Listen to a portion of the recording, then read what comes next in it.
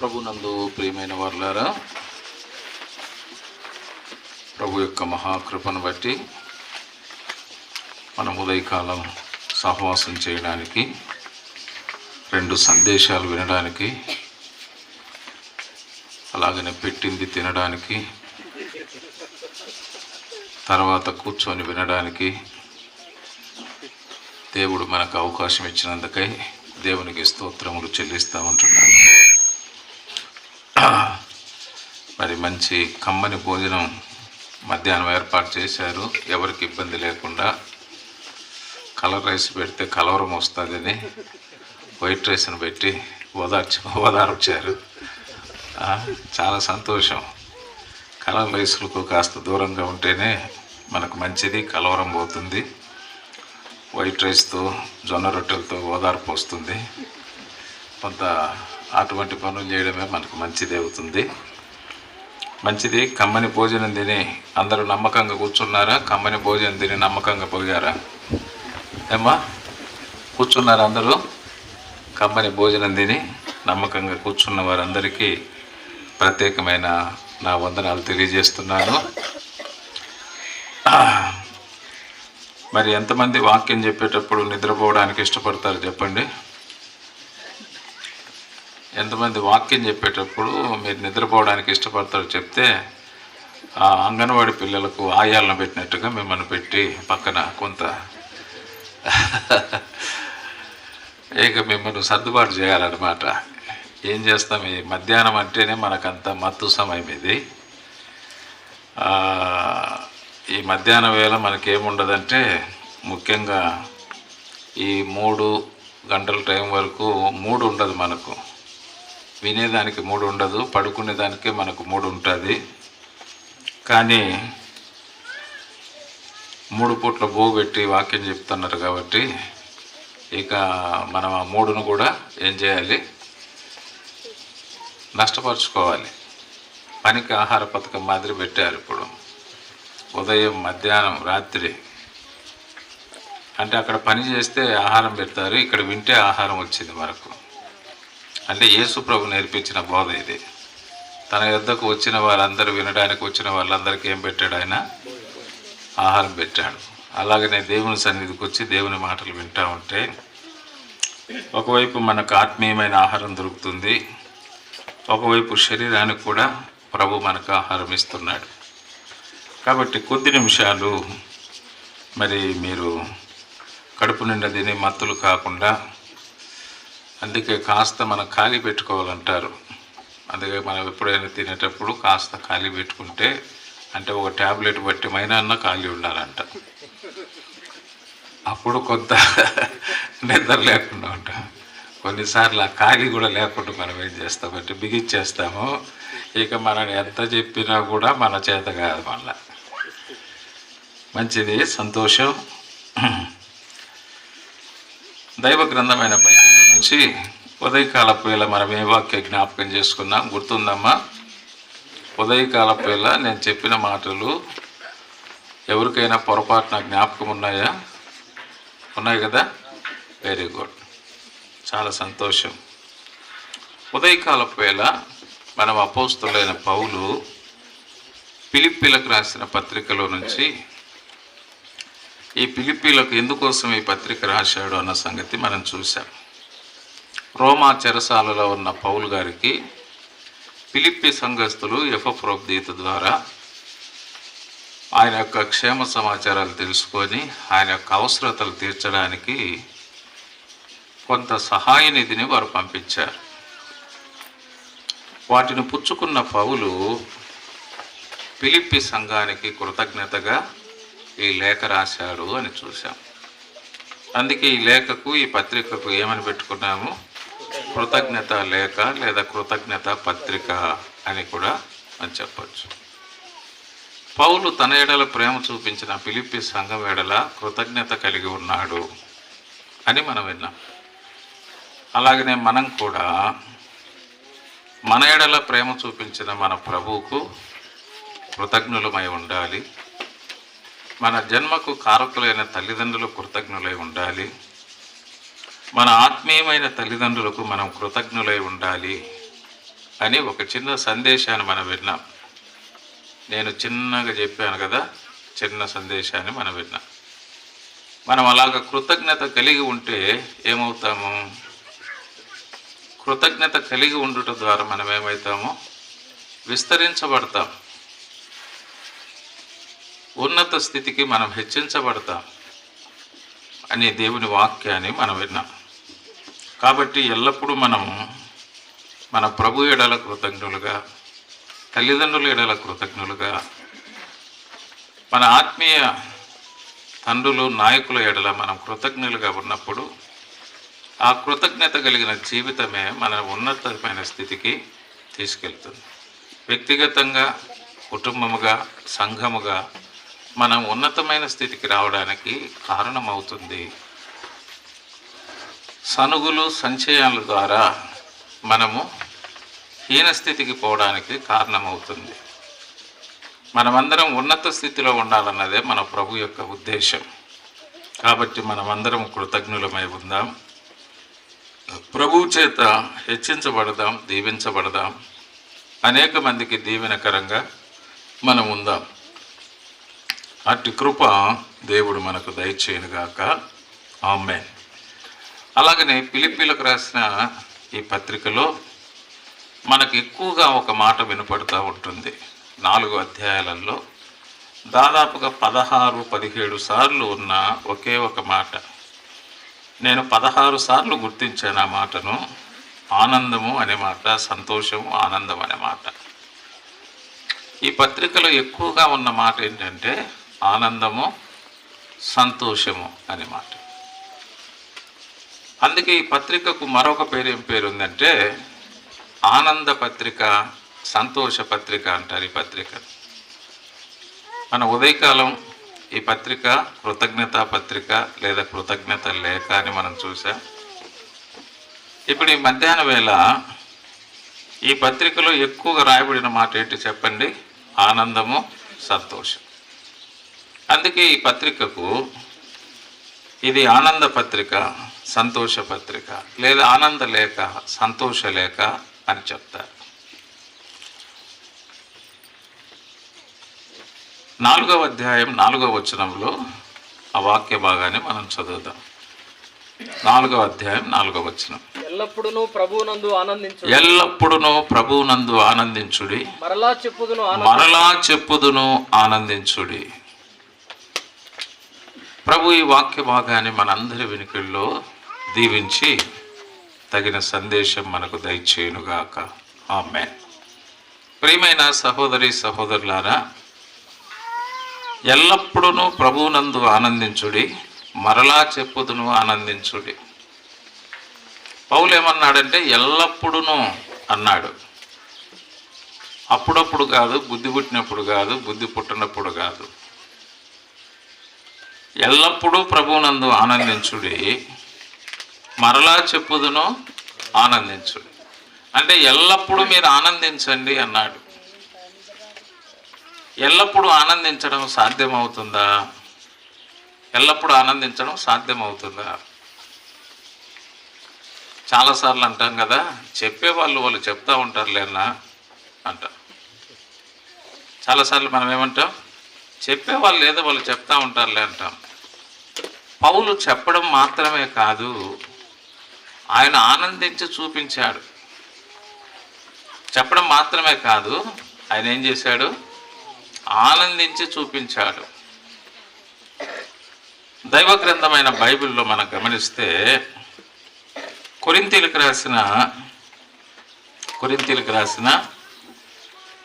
2వ పత్రిక, కొరింథీయులకు రాసిన 2వ పత్రిక, 2వ పత్రికలో 11వ అధ్యాయం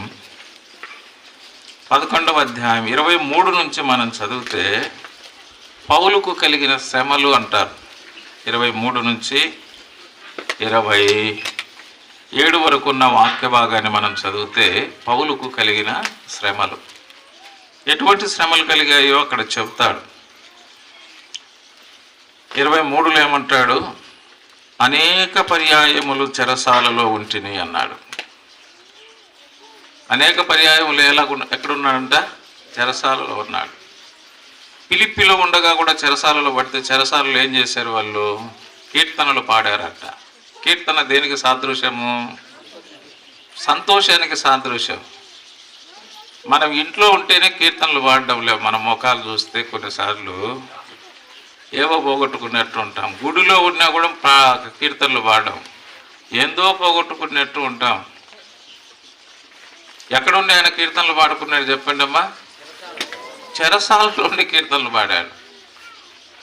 మీలో ఎవరికైనా సంతోషం కలిగినా ఏం పాడాలి?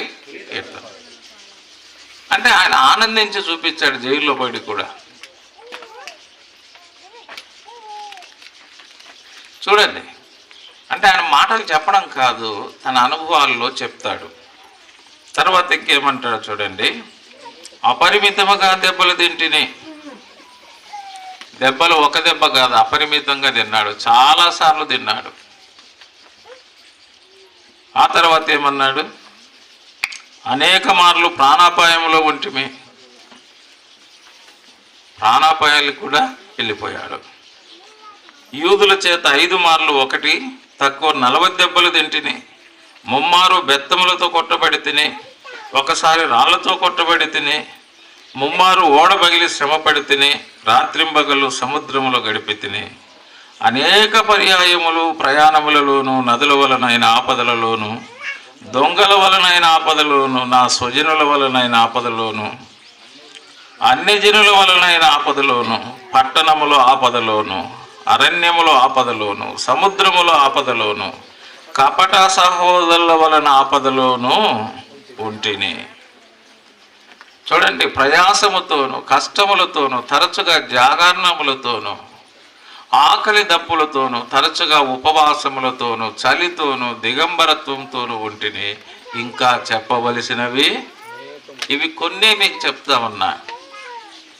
పిల్లలకు తల్లిదండ్రులు చెప్తా ఉంటారు చూడి, తల్లిదండ్రులు చెప్తా ఉంటారు. అప్పుడప్పుడు అమ్మగారు చెప్తా ఉంటారు, మా అత్త నన్ను ముసిల్ది హింసించింది మా, మీకు కొన్నే చెప్తా ఉన్నా, కొన్నే చెప్తా ఉన్నా, ఆ ముసిల్ది అని చెప్తా ఉంటారు చూడండి. ఎక్కువ ఆ స్త్రీలే చెప్పుకుండేది ఆ విషయాలన్నీ. మీకు కొన్ని చెప్తాను, ఎందుకులేమ్మా అంటారు. మళ్ళా కొన్ని కొసు తగిలిచ్చి ఎందుకులే అంటారు. పౌలు చెప్తాడు, ఇంకా అనేకములు ఉన్నాయి అంటాడు. ఇవన్నీ చెప్తూ మళ్ళీ ఏమంటాడంటే, కిందికి రండి 12వ అధ్యాయానికి. 12వ అధ్యాయానికి వస్తే 7వ వచనం, నాకు కలిగిన ప్రత్యక్షతలు బహు విశేషముగా ఉన్నందున నేను అత్యధికముగా హెచ్చిపోకుండానట్టు నాకు శరీరములో ఒక ముళ్ళు, నేను అత్యధికముగా హెచ్చిపోకుండా నిమిత్తం నన్ను నలగొట్టుటకు సాతాను దూతగా ఉంచబడాను. పౌలుకు కలిగిన ప్రత్యక్షతలు చాలా అత్యధికంగా ఉన్నాయి. అయితే పౌలు హెచ్చిపోకుండా నిమిత్తం ఆయన శరీరంలో దేవుడు ఏముంచాడంట? ఒక ముళ్ళును ఉంచాడంట. కొన్నిసార్లు దేవుడు మనకు విశేషమైన వరాలు ఇచ్చినా కూడా మనం మాట వినం. అత్యధికంగా మనం ఏమైపోతామంటే హెచ్చిపోతాం. అందుకే మనకు ఏదో ఒక ముళ్ళును దేవుడు ఏం చేస్తాడంట? అక్కడ ఉంచుతాడంట. అయితే ఆ ముళ్ళును తీసేయమని ముమ్మారు పౌలు ఏం చేశాడంట? ప్రార్థన చేశాడంట. పౌలు ప్రార్థన చేస్తే చాలామందికి బాగైంది, కానీ పౌలు తన కోసం ప్రార్థన చేసుకుంటే బాగాలే. దేవుడు ఏమంటాడు చూడండి, ఆ మాటకి ఏమంటాడు దేవుడు?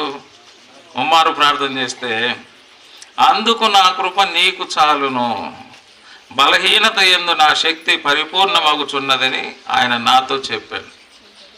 అంతకుముందు సముద్రముల వలన ఆపదలు, నదుల వలన ఆపదలు, అన్యజనుల వలన ఆపదలు, దొంగల వలన ఆపదలు, కపట సహోదరుల వలన ఆపదలు, యూదుల వలన ఆపదలు, చెరసాల వలన ఆపదలు, ఆకలి దప్పులు, జాగరణలు, దిగంబరత్వం, అన్ని అనుభవిస్తే మళ్ళా దానికి తోడు ఒకటి పెట్టినాడు. ఏంటి?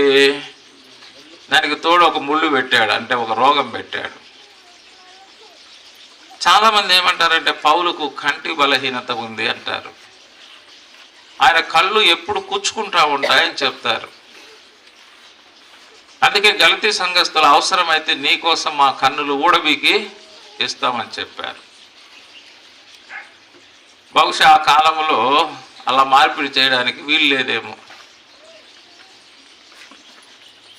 ఆ బలహీనత పెట్టాడు, ఆ రోగాన్ని పెట్టాడు, ఆ అనారోగ్యాన్ని పెట్టాడు, ఆ సమస్యను పెట్టాడు. అన్ని సమస్యలతో కొట్టుమిట్టాడుతున్న వానికి మళ్ళీ ఇది ఒక సమస్య, ఒక ప్రమోషన్ మాదిరి ఉంది. ఒకసారి ప్రభుదాస్ అంకుల్ మా ఇంటికి వచ్చినప్పుడు, అంకుల్ షుగర్లెస్ టీ ఇమ్మంటారా అంటే, నాకు ఇంకా ప్రమోషన్ రాలేదన్నాడు. అంటే మనకు షుగర్ కానీ, బీపీ కానీ, థైరాయిడ్ కానీ, నడుముల నొప్పులు కానీ, మోకాళ్ళ నొప్పులు కానీ, ఇతరత్ర బలహీనతలు అనేవి మనకేంటి? ప్రమోషన్లు. అదేనమాట. ఆయనకి ఏ ప్రమోషన్ లేదంట మరి. ఎందుకంటే ఆయన హెచ్చిపోకుండా ఉంటాడు కాబట్టి ఆయనకు ప్రమోషన్లు లేవు. మనం హెచ్చిపోతాం కాబట్టి మనకేమొస్తున్నాయి? అది సంగతి. ఈ ప్రమోషన్లు దీనికోసమే సంగతి. నాకు అర్థమైంది, ఇప్పుడు అర్థమైంది అది. ఇప్పుడు దానికోసం తీసేయమని ప్రార్థన చేస్తే ఏమంటాడు? నా కృప నీకు చాలంటాడు. మనమైతే ఒప్పుకుంటాం. పో ప్రభువా పో, చెప్పినావు. సముద్రం వలన ఆపదలు, నదుల వలన ఆపదలు, దొంగల వలన ఆపదలు, యూదుల వలన ఆపదలు, అన్యజనుల వలన ఆపదలు, కపట సహోదరుల ఆపదలు, ఆకలి, దప్పులు, జాగరణలు, దిగంబరత్వం ఇన్ని అనుభవిస్తూ ఉంటే మళ్ళా నా కృప నీకు చాలంటావు. పో, నేను అసలు నీ సేవ చేయను, ఏమి చేయను, పో. అబౌట్ టర్న్ లెఫ్ట్ రైట్ అని మనం వెళ్ళిపోయింది. దేమా మాదిరి వెళ్ళిపోయింది వాళ్ళం. దోమ తిన్నా ఆల్అవుట్కు దోమలన్నీ ఏమైతే అవుట్ అవుతాయి అన్నట్టు మనం అవుట్ అయి ఉండేవాళ్ళం. కానీ పౌలు అంటాడు ఒక మాట, కింది వచనాల్లో చదవండి. ఆ మాట ప్రభు అంటే పౌలు ఏమంటాడు? కాగా క్రీస్తు శక్తి నా మీద నిలిచి ఉండ నిమిత్తము విశేషముగా నా బలహీనతల యందే బహు సంతోషపడుచు. నా బలహీనతల యందే నేనేం చేస్తున్నాను? సంతోషపడుతున్నా. చూడండి, నా ఇబ్బందుల యందే నేను సంతోషపడుతున్నా. నా ఆకలి బాధలే సంతోషిస్తున్నా. నా దిగంబరత్వంలోనే సంతోషిస్తున్నా. నేను ముమ్మారు దెబ్బలు తినడంలోనే సంతోషిస్తున్నాను. ముమ్మారు చెరసాలలో పడ్డంలోనే సంతోషిస్తున్నాను. ఈ కంటి జబ్బులోనే నేను సంతోషిస్తున్నాను. చూడండి ఆ మాటలు చూడండి. బలహీనతల యందే బహుగా సంతోషముగా అతిశయపడుదును. నేనెప్పుడు బలహీనుడను అప్పుడే బలవంతుడను గనక క్రీస్తు నిమిత్తము నాకు కలిగిన బలహీనతలలోనూ, నిందలలోనూ, ఇబ్బందులలోనూ, హింసలలోనూ, ఉపద్రవములలోనూ నేను సంతోషించుచున్నానన్నాడు. ఆయన మీరు సంతోషించండి అని చెప్పడానికంటే ముందు తను సంతోషించి చూపిస్తా ఉన్నాడు. మీరు సంతోషించండి అని చెప్పడం చాలా ఈజీ. ఆ పరిస్థితులు గుండా వెళ్ళి తను సంతోషించి చెప్పడం అనేదే కష్టం అవుతుంది. చూడండి, ఏ విషయాల్లో అంట? బలహీనతలు అంటే రోగములో, నిందలల్లో, ఇబ్బందులలో, హింసలలో, ఉపద్రవములలో నేనేం చేశాను? సంతోషించాను. నేను ఎల్లప్పుడూ ప్రభునందు ఆనందిస్తున్నాను. మీరు కూడా ఎల్లప్పుడూ ప్రభునందు ఆనందించండి. మీరు కూడా అలాగనే ఆనందించండి. అందుకే పౌలు ఏమంటాడంటే, నేను క్రీస్తును పోలి నడుచుకున్న ప్రకారంగా మీరు నన్ను పోలి నడుచుకునుడి అని చెప్తాడు. అంటే క్రీస్తు ఏదైతే చేశాడో క్రీస్తు అదే ఆయన చెప్పినట్టుగా మనం చూస్తాం. క్రీస్తు ఏదైతే చెప్తాడో అది ఆయన చేసినట్టుగా మనం చూస్తాం.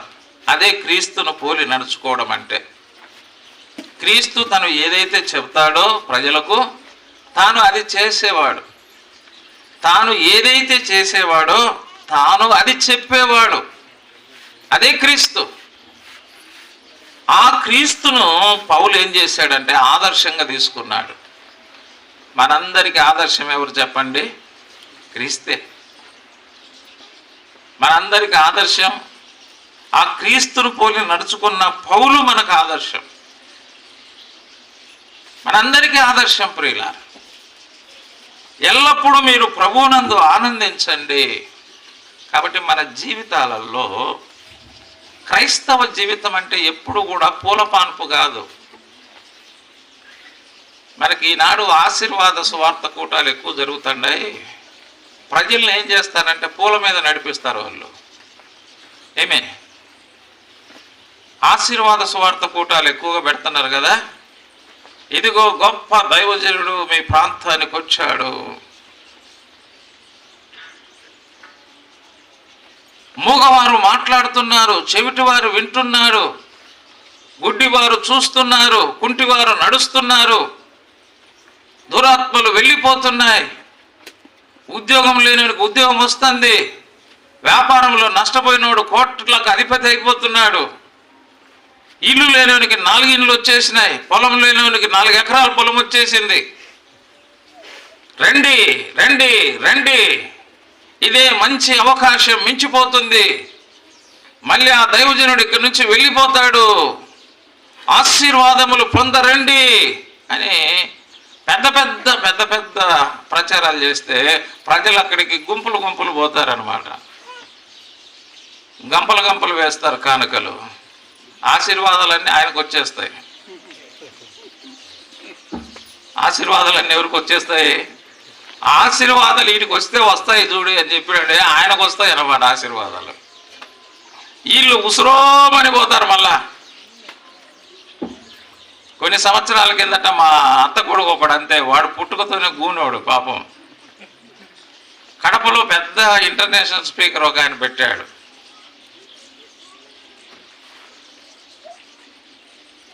స్వస్థత మహాసభలని. పాపం వాడు గూనోడు పోయినాడు. ఇక చివరిలో ఆయన ప్రభు సంచరిస్తున్నాడు ఈ స్థలంలో, ఎక్కడైతే మీకు సమస్య ఉంది అక్కడ చేయి పెట్టుకోండి అన్నాడు. వాడు గూని మీద చేయి పెట్టుకొని ఇట్లా వెనకాల ఉన్నాడు పాపం. ఆయన ప్రార్థన అయిపోయింది, వాని గూని ఇప్పుడు కూడా అట్లే ఉంది. ఏ పూల పానపా ఇది? పూల పానపమ్మా? పూల పానపులు అనుకుంటున్నారు. క్రైస్తవం అంటే చాలాసార్లు ఏమైపోయిందంటే ఇక్కడికి వస్తే ఏదో జరిగిపోతుంది. పూల పానపులు. క్రైస్తవం అనేది పూల పానపు కాదు. ఇది 23వ కీర్తన ఏమన్నాడు? యెహోవా నా కాపరి, నాకు లేమి కలగదు. పచ్చిక కలిగిన బయళ్ళల్లో ఆయన నన్ను పరుణ చేశాడు, శాంతికరమైన జలముల యొద్ద ఆయన నన్ను నడిపించాడు అని చెబుతూ కిందికి వచ్చేటప్పుడు గాఢాంధకారపు లోయలో నేను సంచరిస్తున్నాను అన్నాడు.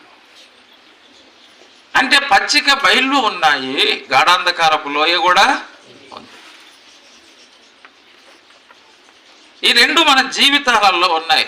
అనుకూల పరిస్థితులు ఉన్నాయి, ప్రతికూల పరిస్థితులు కూడా ఉన్నాయి. క్రైస్తవం అంటే ఇక ఆశీర్వాదాల పంట కాదు, పుట్ట కాదు. అది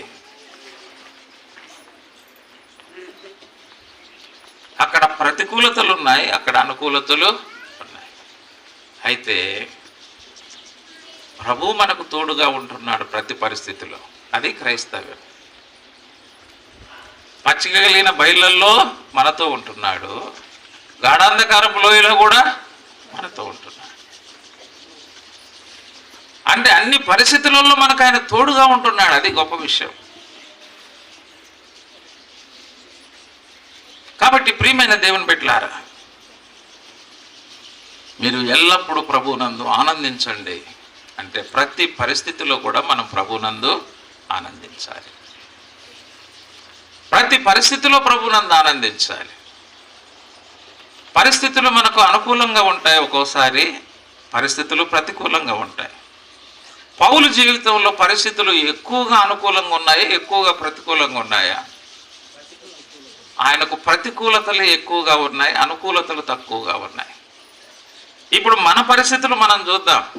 మనకు ప్రతికూలతలు ఎక్కువగా ఉన్నాయి, అనుకూలతలు ఎక్కువగా ఉన్నాయా? మనకు అనుకూలతలు ఎక్కువగా ఉన్నాయి, ప్రతికూలతలు. పచ్చిక కలిగిన బయలు మనం ఎక్కువగా ఉంటుంది, గాఢాంధకారపు లోయ కొద్దిసేపు మనం అనుభవిస్తూ ఉన్నాం. పౌలు జీవితాన్ని మనం చూస్తే ఆయన గాఢాంధకారపులో ఎక్కువగా అనుభవించాడు. పచ్చికెళ్ళిన బయలు అనేది చాలా తక్కువగా ఆయన జీవితంలో చూశాడు. కాబట్టి ప్రభువు మనకు ఏ పరిస్థితి ఇచ్చినా కూడా ఆ పరిస్థితిలో మనం ప్రభువునందు మనం ఏం చేసే వారంగా ఉండాలి? ఆనందించే వారంగా ఉండాలి. అది చెప్పాడు. ఏ విషయాల్లో మనం ఆనందించాలో ఒక 5 విషయాలు ఇక్కడ ఈ పత్రికలో మనం చూద్దాం. ఏ విషయాల్లో మనం ఆనందించాలి, ఆనందించడం ద్వారా మనకు కలిగే అనుభవాలు ఏమిటో మనం చూద్దాం. ఫిలిప్పీలకు రాసిన పత్రిక 1వ అధ్యాయం, ఫిలిప్పీ పత్రిక 1వ అధ్యాయం 3-6 వచనాలు కలిసి ఉన్నాయి చూడండి. మొదటి దినము నుండి ఇది వరకు సువార్త విషయంలో మీరు నాతో పాలివారై ఉండుట చూచి మీలో ఈ సత్క్రియను ఆరంభించిన వాడు యేసుక్రీస్తు దినం వరకు దానిని కొనసాగించునని రూఢిగా నమ్ముచున్నాను. గనుక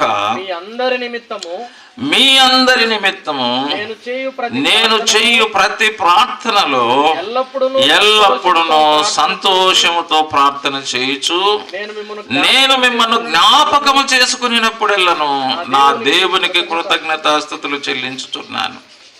ఎల్లప్పుడూ సంతోషముతో ఏం చేస్తున్నాను అన్నాడు? ప్రార్థన. ఎల్లప్పుడూ, అప్పుడప్పుడు కాదు, ఎల్లప్పుడూ సంతోషంతో ఏం చేస్తున్నానంటే ప్రార్థన చేస్తున్నాను.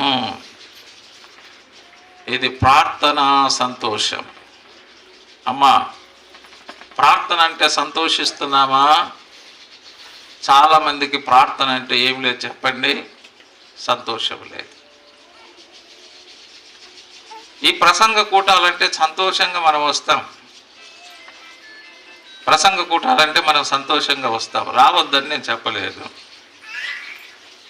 ప్రార్థన అంటే మనం చాలాసార్లు అక్కడ కనపడం చూడండి. వ్యక్తిగతంగా మనం ప్రార్థన చేసుకోవాలన్నా మనం సంతోషంగా ప్రార్థన చేసుకోం. కుటుంబ ప్రార్థన చేసుకోవాలన్నా సంతోషంగా కుటుంబంలో ప్రార్థన చేసుకోం. సంఘ ప్రార్థనకు సంతోషంగా రావాలన్నా సంఘ ప్రార్థనకు కూడా రాము సంతోషంగా. ప్రార్థనలు ముఖ్యంగా 3: 1 వ్యక్తిగత ప్రార్థన, 2 కుటుంబ ప్రార్థన, 3 సంఘ ప్రార్థన. వ్యక్తిగతంగా ఏమైనా ఉదయకాలం లేస్తానే సంతోషంగా ప్రార్థన చేసుకుంటామా? ప్రార్థన చేసుకోవాలంటే సంతోషంగా చేయి. అయితే మనం సంతోషంగా వ్యక్తిగత ప్రార్థన చేయాలి. యేసు ప్రభు వారు వేకువనే లేచి అరణ్యానికి వెళ్ళి ఏం చేసేవాడు? ప్రార్థన చేసేవాడు. మనం వ్యక్తిగతంగా సంతోషంగా మనం ప్రార్థించాలి. దానియేలు కూడా ప్రార్థన అంటే ఆయనకు చాలా సంతోషం. దానియేలుకు ప్రార్థన అంటే చాలా సంతోషం.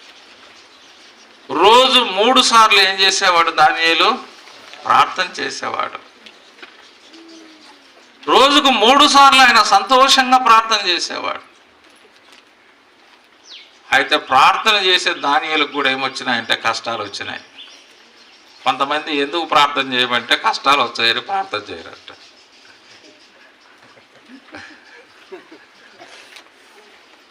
ఒక సహోదరుడు అంటాడు, నా ప్రార్థన చేద్దామని కళ్ళు మూసుకుంటే నల్లంగా ఏందో నా మీదకి వస్తున్నట్టుంది, అందుకే నేను కళ్ళు తెరుచుకు నేను ప్రార్థన చేయను అంటాడు.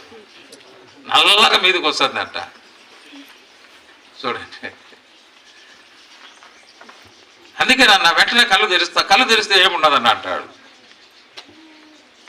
చూడండి, కొంతమందికి ఏంటంటే ఈ ప్రార్థన చేస్తే కష్టాలు వస్తాయని కూడా ప్రార్థన చేయరు. దానియేలు ప్రార్థన చేస్తే కష్టాలు వచ్చినాయా? రాలేదా? వచ్చినాయి. ఏకంగా ఎక్కడ వేసారంటే సింహముల గుహలో పడేసినారు. అయితే అదే ప్రార్థన మళ్ళీ అక్కడ కంటిన్యూ చేశాడు. సింహముల నోర్లను దేవుడు ఏం చేశాడు? మోయించాడు. అది దానియేలు కూడా నాకు కష్టం వస్తుందని ప్రార్థన చేయడం మానుకుని అంటే దానియేలు ప్రార్థన సింహముల నోర్లు మూయించిందని చరిత్రలో రాయబడి ఉండేది కాదు. ఆనాడు సింహముల నోర్లు దానియేలు ప్రార్థన మోపించింది. ఈనాడు కూడా వదరుబోతుల నోర్లు ఉన్నాయి కొన్ని. ఆనాడు సింహాల నోర్లు మోయించబడితే ఇప్పుడు ఏమి నోర్లు ఉన్నాయి? క్రేతు సంఘంలో వదరుబోతులు ఉన్నారంట. వదరుబోతులు, తిట్టుబోతులు, తిండిపోతులు, అన్ని పోతులన్నీ అక్కడే ఉన్నాయి. మేకపోతులన్నీ ఇక్కడ ఉన్నాయి, కోసుకొని తింటాన్నాం. అక్కడ అన్ని తిట్టుబోతులు, వదరుబోతులు, తిండిబోతులు, త్రాగుబోతులు, తిరుగుబోతులు, అన్ని పోతులన్నీ క్రేతు సంఘంలో ఉన్నాయంట. వాళ్ళ నోరు మూపించవలెను అన్నాడు తీతుతో పౌలు. ఎలా వాళ్ళ నోరు మూపించబడతాయి? సింహాల నోర్లు ఎలాగ మూపించబడ్డాయి? ప్రార్థన ద్వారానే మూయించబడ్డాయి. దేవునికి విరోధంగా మాట్లాడే వారి నోర్లు కూడా మామూలుగా మాట్లాడితే వాళ్ళు నోర్లు మూసుకోరు. ఎలాగ మూగిపెడతాయి? ప్రార్థన ద్వారా. తిరుగుబాటు చేసిన కోరహు సంబంధంలో నోర్లు మోషే ఎలాగ మూపించాడు చెప్పండి? మోషే సాగిలపడ్డాడు. మోషే సాగిలపడ్డాడు అంతే. ఒకప్పుడు మోషే సాగు కొట్టేవాడు. ఏమైనాడు? ఇప్పుడు సాగిలపడ్డాడు. మోషే పెద్ద ఫైటర్. ఒకే షాట్కి చంపుతాడు. మళ్ళీ అతని గుంట తీసి పొడుస్తాడు. ఎవరు అవసరం లేదు అతనికి. సావగొట్టేవాడు ఏమైపోయినాడు చెప్పండి? సాగిలపడ్డాడు ప్రార్థన చేసి. నేను కొడితే ఒకరిని కొడతా, రెండు కొడతారు. నువ్వు కొడితే ఎంతమందిని కొడతావు? ఎంతమందిని కొడతావు దేవా? అంతే కదా. నేనైనా నువ్వైనా ఎంతమందిని కొడతావు చెప్పండి? ఒకరిని కొడతాం, ఇద్దరిని కొడతాం, ముగ్గురిని కొడతాం, వాడికి గస వస్తుంది, మనం పడిపోతాం. వాడ దేవుడు కొడితే ఎంతమందిని ఆయన కొడతాడు? ఒకేసారి ఎంతమందిని కొట్టాడు చెప్పండి? కోరకు సంబంధులందరినీ కొట్టాడు అంతే. కొడితే ఎక్కడికి పోయినారు? కిందికి దిగిపోయినారు. చూడండి, గల్లంత అయిపోయినారు. మనం చూస్తే గల్లంత అయిపోయినారు. మళ్ళీ అడ్రస్సే కనపడలేదు ఎక్కడ కూడా. చూసారా? అందుకే వ్యక్తిగత ప్రార్థన ఏం చేస్తుందంటే, వదరుబోతులు, తిట్టుబోతులు, తిండిపోతులు, త్రాగుబోతులు, తిరుగుబోతుల యొక్క నోర్లు ఏం చేస్తుందంటే మూపిస్తుంది. అందుకే మనం వ్యక్తిగత ప్రార్థన చేయాలంటే బాధపడకూడదు, సంతోషంతో మనం ప్రార్థించాలి. రెండవది కుటుంబ ప్రార్థన మనం చేయాలి. కుటుంబ ప్రార్థన అన్నా కూడా బాధే కొన్నిసార్లు. బ్రదర్ వస్తే సిస్టర్ రాదు, సిస్టర్ వస్తే పిల్లలు రారు, అంత గందరగోళం. అది కూడా కొన్నిసార్లు మనం బాధ. అయితే కుటుంబ ప్రార్థన కూడా మనం సంతోషంగా ప్రార్థన చేస్తే కుటుంబంలో మనకున్న లోపాలు మనకు అర్థమవుతాయి. కొన్నేళ్ళు కుటుంబం ప్రార్థన చేస్తుండగా ఆ కుటుంబం యొక్క లోపం ఏమిటో దేవుని దూత చెప్పాడు. ఇదిగో మీ ప్రార్థనలు, మీ ధర్మకార్యాలు దేవుని సన్నిధి జ్ఞాపకార్థంగా వచ్చాయి. పేతురును పిలిపించుకొని మీరు సువార్త వినండి, విశ్వసించి ప్రభు అయిన యేసును విశ్వసించి రక్షణ పొందండి. వారి యొక్క లోపం వారికి తెలిసింది. కుటుంబ ప్రార్థనలు మనం సంతోషంగా ప్రారంభిస్తే మన లోపాలు మనకు అద్దంలో కనపడినట్టు కనపడతాయి. మనము ఎవరెవరు సరి చేసుకోవాలా? భర్త సరి చేసుకోవాలన్నా, భార్య సరి చేసుకోవాలన్నా, పిల్లలు సరి చేసుకోవాలన్నా, కుటుంబ ప్రార్థన మన కుటుంబాలను ఏం చేస్తుందంటే సరి చేస్తుంది. చాలా కుటుంబాలు సరిగా లేవు. సరిగా లేని కుటుంబాలు ఎలాగ సరి చేయబడతాయి? కుటుంబ ప్రార్థనలోనే. అందుకే సంతోషంగా కుటుంబ ప్రార్థన. అలాగనే సంఘ ప్రార్థన. చాలా సంఘాలలో సంఘ ప్రార్థనలు లేవు. రొట్టె విరుచు కూటాలు ఉన్నాయి కానీ విజ్ఞాపన కూటాలు చాలా సంఘాలలో లేవు. చాలా సంఘాలలో. ఆనాడు పేతురు చెరసాల్లో వేయబడినప్పుడు, యాకోబు చిరచ్ఛేదనం చేయబడినప్పుడు సంఘం అయితే ఏం చేస్తున్నారు? అత్యాసక్తితో వారు ప్రార్థన చేస్తున్నారు. సంతోషంగా ప్రార్థన చేస్తూ ఉన్నారు. చెరసాలలో ఉన్న పేతురును దేవుడు తన దూతను పంపి బయటికి తీసుకొచ్చి అక్కడ వదిలిపెట్టాడంటే ఆ ప్రార్థన చేసే స్థలంలోనే వదిలిపెట్టి వెళ్ళిపోయారు. సంఘము సంతోషంతో ప్రార్థన చేస్తే దేవుని కార్యాలు సంఘములో జరుగుతాయి. సంఘానికి దేవుడు ఎటువంటి శక్తిని ఇచ్చారో తెలుసా? పాతాళ లోక ద్వారములు దాని ఎదుట నిలవలేవు అన్నాడు. సంఘం అంటే చాలా శక్తివంతమైనది. కొన్నిసార్లు మనం ఏమనుకుంటామంటే, మనం చేసే ప్రార్థన ఆడిపోతుంది, ఈ స్లాబ్ దాటిపోదు, ఈ కాంపౌండ్ దాటిపోదు, మనం ప్రార్థన చేస్తేనేమి చేయకపోతేనేమో మనము. సంఘము శక్తివంతమైనది. పాతాళ లోక ద్వారములు దాని ఎదుట నిలువలేరవు అని చెప్పాడు. సంఘము యొక్క శక్తి చాలా గొప్పది. అందుకే ఆనాడు సంఘము చేసిన ప్రార్థన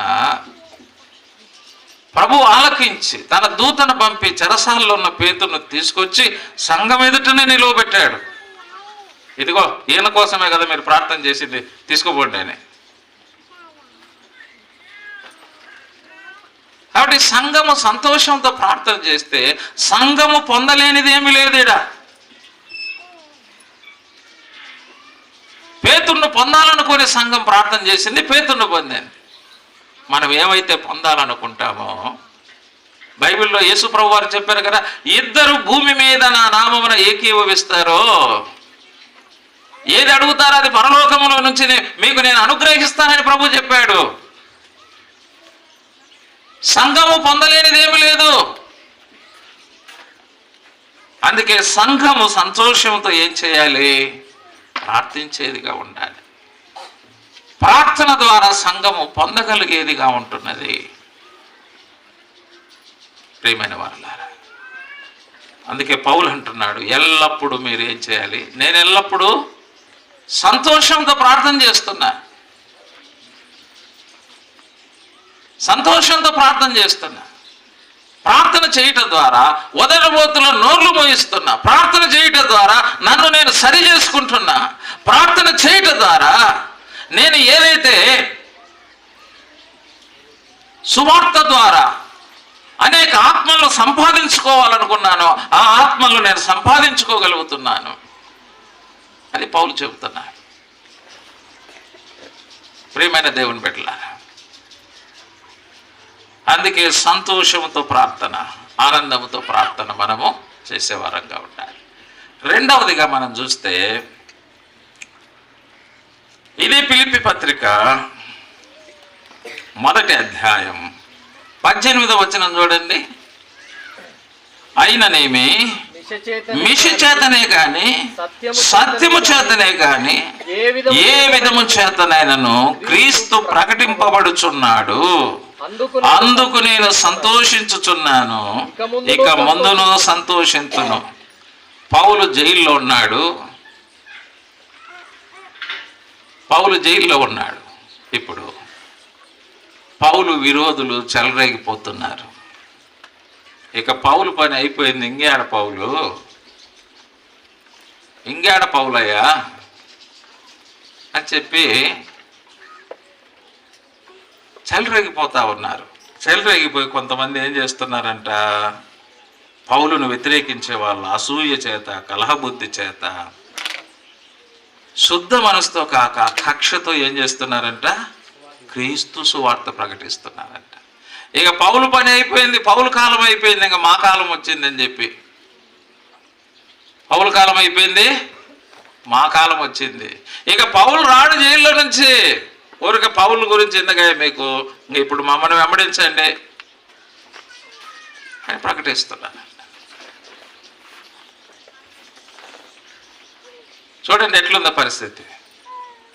అప్పుడు మోషే కూడా సీనాయి పర్వతం మీదకి ధర్మశాసనం తీసుకున్నానికి పోతే ఏమన్నారు వాళ్ళు, మోషే అనేవాడు ఏమైనాడు, ఇంకే ఆడున్నాడు, అడ్రస్ లేడు, సచ్చినాడు. అందుకే మన కోసం మనం ఏం చేయించుకుందాము, దూడని చేయించుకుందాం. ఈ దూడ ఇప్పుడు మనకు నాయకుడు. చూసారా, మోషే పని అయిపోయింది, 40 రోజులు రానాడు ఇంకెక్కడికి వస్తాడు? చూసారా? ప్రభునందు ప్రియమైన దేవుని బిడ్డలారా, అలాగనే ఇక్కడ కూడా పరిస్థితి ఉంది. అయితే పౌలు దేవుని చేత నియమించబడిన వాడని, దేవుని చేత ఏర్పాటు చేయబడిన వాడని, పౌలు క్రీస్తును పోలి నడుచుకుంటున్నవాడని, ఆ పౌలు చేస్తున్న బోధలు సత్యమైనవని పౌలును అనుసరించే వాళ్ళు కూడా కొంతమంది ఉన్నారు. వీళ్ళు మంచి బుద్ధి చేత, శుద్ధ మనసు చేత వీళ్ళు ప్రకటిస్తూ ఉన్నారు. కక్షతో కొందరు ప్రకటిస్తూ ఉంటే, మిషతో కొంతమంది ప్రకటిస్తూ ఉంటే, మంచి బుద్ధి చేత కొంతమంది ప్రకటిస్తున్నారు. అయితే పౌలు అంటాడు, మిష చేతనేమి సత్యము చేతనేమి ఏ విధము చేతనైనా క్రీస్తు ప్రకటింపబడుతున్నాడని నేను సంతోషించుచున్నాను. మొత్తానికి క్రీస్తును ప్రకటిస్తున్నారని నేను సంతోషిస్తున్నా. నేను సమ్మతిస్తున్నానని చెప్పలేదు, క్రీస్తును ప్రకటిస్తున్నానని సంతోషిస్తున్నానని చెప్పాడు. కాబట్టి ప్రియమైన దేవుని బిడ్డలారా, మనము ప్రకటించాలి. అయితే కక్షతో కాదు, మిష చేత కాదు, విరోధ బుద్ధి చేత కాదు, కలహ బుద్ధి చేత కాదు, అసూయ చేత కాదు. అనేక మంది రక్షించబడాలన్న ఒక మంచి బుద్ధి చేత, మంచి ఆలోచన చేత మనం సువార్త ప్రకటించాలి. మనం సువార్త ప్రకటించాలి. కొన్ని చోట్ల దండయాత్రలు కూడా ఎట్లా జరుగుతాయంటే, పోటాపోటీ దండయాత్రలు జరుగుతాయి. ఏం మీరు దండయాత్ర చేస్తే మేము దండయాత్ర చేయమా, మీరు మీటింగులు పెడితే మేము మీటింగులు పెట్టమా? మోషేతో కూడా అంటాడు చూడండి, అహరోడు మిరియాం ఒకసారి, ఈమె యెహోవా నీ చేత నేను పలికించింది, మా చేత పలికించలేదా? ఇలాగ విరోధ బుద్ధితో మనం ఏది చేయకూడదు. మనం ఎప్పుడైనా కూడా మంచి బుద్ధితోనే మనం చేయాలి. అటువంటి సువార్త ప్రభు మెచ్చదగిన సువార్త. అటువంటి సువార్త ద్వారా కొంతమంది అయినా ఆకర్షించబడతారు. అటువంటి సువార్త ద్వారా కొంతమంది అయినా రక్షించబడతారు. కక్షతో, మిష చేత, కలహ బుద్ధి చేత మనము సువార్త ప్రకటిస్తే దాని ద్వారా ఉపయోగమేమి లేదు. దాని ద్వారా ఉపయోగమేమి లేదు. ఏదేమైనా సువార్త ప్రకటించబడుతున్నది అని నేను సంతోషిస్తున్నాను అన్నాడు. కాబట్టి దేవుని ప్రజలు సువార్త ప్రకటించుటలో సంతోషించేవారుగా ఉండాలి. సువార్త కూడా అంతే. వ్యక్తిగతంగా మనం సువార్త ప్రకటించవచ్చు, మన కుటుంబం ద్వారా సువార్త ప్రకటించవచ్చు, సంఘము ద్వారా కూడా సువార్త ప్రకటించవచ్చు. వ్యక్తిగత సువార్త అనేది గాలం వేయుట. పేతురుకి ఏం చెప్తాడు యేసు ప్రభు వారు? పేతురు, నువ్వు వెళ్ళి సముద్రంలో గాలం వేయి అన్నాడు. గాలం అనేది ఒక్క మనిషి వేసేది, దాని వ్యక్తిగత సువార్త అంటారు. ఎక్కువగా వర్కౌట్ అయ్యేది ఏంటంటే వ్యక్తిగత సువార్తే. వ్యక్తిగత సువార్త. కాబట్టి ప్రతి వ్యక్తి కూడా ఒక జాలరిగా, గాలం వేసేవాడుగా ఉండాలి. గాలం వేయాలి ప్రతి ఒక్కరం కూడా. ఒక్కొక్కరినైనా మనం సంపాదించాలి. సంవత్సరానికి ఒక్కొక్కరము. పేతురు గాలం వేస్తే ఎన్ని చేపలు వచ్చినది? ఒక్క చేప వచ్చింది చాలు. ఒక్కొక్కరినైనా సంవత్సరానికి మనం సంపాదించాలి. ఇప్పుడు ఈ ఊర్లో 20 మంది ఉన్నారని చెప్పినారు నాకు, సంతోషం. ఇప్పుడు ఒక్కొక్కరు గాలం తీసుకొని పోయి గాలం వేస్తే ఒక్కొక్కరికి ఒక్కొక్క చేప దొరికితే ఎన్ని చేపలు వచ్చినట్టు? 20 చేపలు వచ్చినట్టు. వచ్చే సంవత్సరానికి ఎన్ని చేపలు అవుతాయి? 40 చేపలు అవుతాయి. మళ్ళా సంవత్సరానికి ఒక్కొక్కరు ఒక్కొక్క గాలం తీసుకుపోయి వేయండి. మళ్ళీ 40 మందికి 40 చేపలు దొరికితే ఎంతమంది అవుతారు? 80 చేపలు అవుతాయి. మళ్ళీ 80 మంది ఒక్కొక్కరు ఒక్కొక్క గాలంతో వేయండి. మళ్ళీ ఎన్ని చేపలు అవుతాయి? మళ్ళీ సంవత్సరానికి 160 అవుతాయి. నిజంగా అప్పుడు దీని పేరు ఎరుకల చెరువు అయిపోయినది. యేసయ్య చెరువు అయిపోతుంది ఇది అమ్మా. ఎరుకల చెరువు ఏమైపోతుంది? యేసయ్య చెరువులోనే చేపలన్నీ ఉంటాయి కదా. ప్రతి ఒక్కరు కూడా ఏం వేయాలి? గాలం వేయాలి. అమ్మా నిద్రపోతున్నారా తల్లులారా?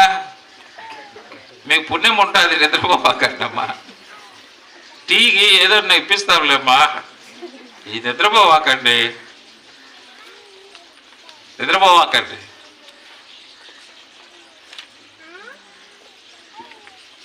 కాబట్టి మనం ఒక్కొక్కరం ఒక్కొక్క చేపను తీసుకొస్తే చాలంతే. మనకు అతి ప్రసంగాలు ఏం అవసరం లేదు. ఒక్కొక్కరు ఒక్కొక్కరిని సంపాదిస్తే చాలు, ఎరుకల చెరువు యేసయ్య చెరువుగా మారిపోతుంది. ఏమ్మా, ఈ వార్షికోత్సవ సందర్భంగా ఏం నేర్చుకోవాలి మనము? ఆవలిచ్చరారు, నేను పేగులు లెక్క పెట్టేవాడిని. ఏం నేర్చుకుందాం చెప్పండి? ఒక్కొక్కరం ఒక్కొక్క చేపను సంపాదించుకుందామా?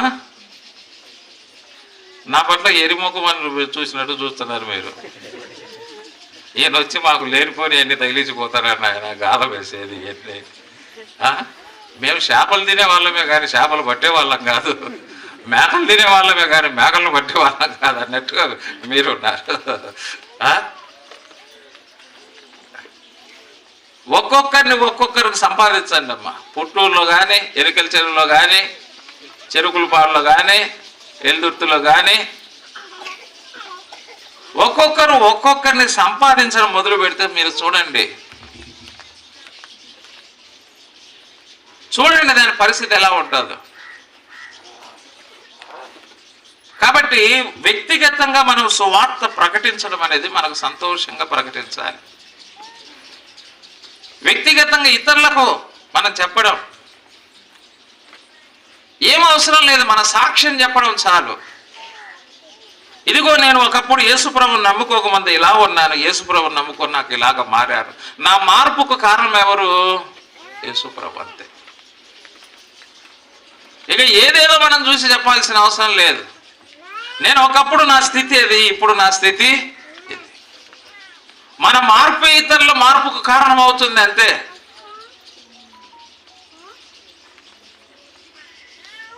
తర్వాత మన కుటుంబం ద్వారా కూడా మనం సువార్త ప్రతి ఇంటి దగ్గర గృహ సువార్త కూడిక జరగాలి. ప్రతి ఇంటి వారు కూడా ఏం పెట్టించుకోవాలి చెప్పండి? ఇంట్లో సువార్త కూట. మీ బంధువులను, మీ స్నేహితులను, మీ ఇరుగు పొరుగు వారిని పిలిపించండి. చాలాసార్లు బర్త్డేలు, మ్యారేజ్ డేలు ఇవన్నీ చేసుకుంటారు. ఆ అకేషన్లో అయినా మీ బంధువులను పిలుచుకొచ్చి కూర్చోబెట్టి వారికి వాక్యం చేపించండి. ఇక కేకులు కోసుకోవడము, ఒకరికొకరికి తినిపించుకోవడము, బుడ్డలు కొట్టుకోవడము, ఈ పనులు చేసుకుంటారు. కానీ సో వాక్యం చెప్పలేరు. అన్న నా కానీ అన్న 10 నిమిషాలు చెప్పున్నా జోసఫ్ అన్న. ఒకవేళ ఆయన ఎవరినన్నా పిలుచుకొచ్చినా కూడా ఆయనకు కూడా అది పని. అన్న కానీలేనా, ఏందన్నా నువ్వు ఇట్ట చేసేవి? నీ కేకులు కోసుకోను, కేకులు తినిపించుకోను, బుడ్డలు కొట్టుకోను, మళ్ళా అది తుస్సు అనే ఆ ముఖాల మీద చల్లుకోను. ఈ పనులు దేనికి వాడుకోవాలి? ఆ సందర్భాన్ని దేని వాడుకోవాలి? ఇతరులకు సువార్త చెప్పడానికి ఆ సందర్భాన్ని వాడుకోవాలి. సువార్త ప్రకటించడం సంతోషంగా ఉండాలి కానీ అకేషన్ మనకు సంతోషం కాదు. చాలా మంది ఏంటంటే అటువంటి కార్యక్రమాలు పెట్టుకుంటారు, అందరినీ పిలిపించుకుంటారు, చివరకు ఉస్సురుమంటూ పోతా ఉంటారు. వాళ్ళు నాకు మాటలు కూడా వారు వినడానికి వీలుగా ఏర్పాటు చేయరు. మన కుటుంబం ద్వారా కూడా ఏం ప్రకటించబడాలి? సువార్త. చిన్న సైజు వల వేయాలి మనం. చిన్న సైజు వల కుటుంబం ద్వారా జరిగే సువార్త. ఆ తర్వాత పేతురుతో ఏం చెప్పాడు? లూకాసు వార్త 5వ అధ్యాయంలో నువ్వు లోతుకు వెళ్ళి ఏం చేయాలి? వల వేయి. ఇది సంఘము ద్వారా జరిగే సువార్త. విస్తారమైన చేపలు దొరికినాయి ప్రభు చెప్పినట్టు చేసి వేస్తే. కాబట్టి మనం అందరం కూడా ఏం చేయాలంటే ఇతరులకు సువార్త మనం అందించాలి.